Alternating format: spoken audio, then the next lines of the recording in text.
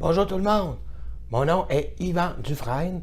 C'est moi le notaire qui depuis plus de 20 ans travaille comme courtier immobilier. C'est aussi moi qui aujourd'hui vais vous entretenir des faits relativement à cette fameuse poursuite.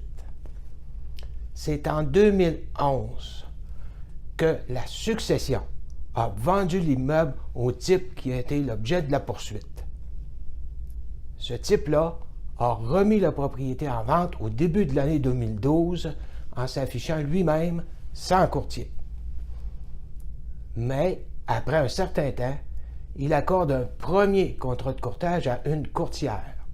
Cette courtière va recevoir rapidement un appel d'un voisin qui veut simplement l'informer qu'il y a eu un suicide dans cette maison-là. La courtière est tenue d'informer son client qu'elle aura l'obligation de divulguer le suicide. Le vendeur n'est pas d'accord. Les deux décident de mettre fin au contrat de courtage après seulement 6 jours. Le vendeur retourne à la case départ. Il recommence à afficher sa maison lui-même sans courtier. Après plusieurs mois, il va accorder un deuxième contrat de courtage à un autre courtier. Il va déclarer par écrit à ce courtier que les propriétaires précédents se sont suicidés dans le garage. Cette information est fausse. Après plusieurs mois d'efforts, le courtier ne sera pas capable de vendre la propriété et à l'expiration de son contrat de courtage, le vendeur décide de retourner au début et de à nouveau afficher sa maison lui-même sans courtier.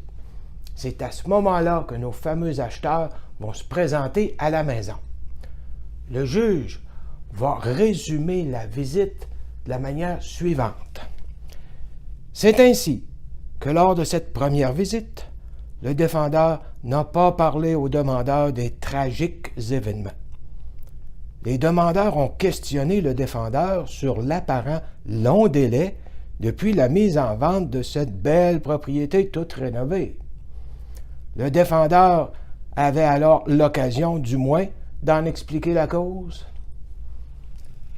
Le vendeur n'a pas parlé du suicide. Les acheteurs ont rapidement fait une offre et le vendeur l'a acceptée.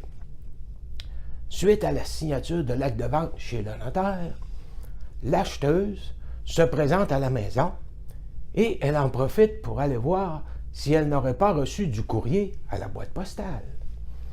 C'est alors qu'elle va faire la rencontre de l'un de ses nouveaux voisins. Ce voisin-là va lui poser toute une question. « Ça ne vous fait pas peur? » Les acheteurs n'ont jamais habité la maison. Le juge a toute une question à trancher. Et c'est exactement ce qu'on va voir dans notre troisième vidéo sur le sujet. D'ici là, je vous invite à consulter notre site internet suzy-et-yvan.com. À bientôt!